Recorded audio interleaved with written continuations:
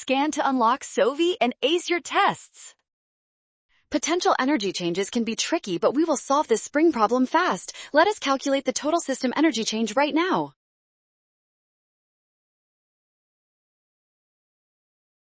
First, we find the spring constant using the initial weight of 10 newtons and the displacement of 0.4 meters. This gives us a constant of 25 newtons per meter.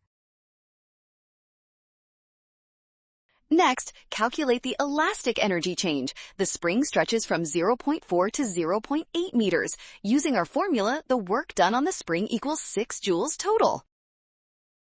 Finally, the cylinder drops 0.4 meters, losing 4 joules of gravitational potential energy. Subtracting that from 6 joules gives us 2 joules.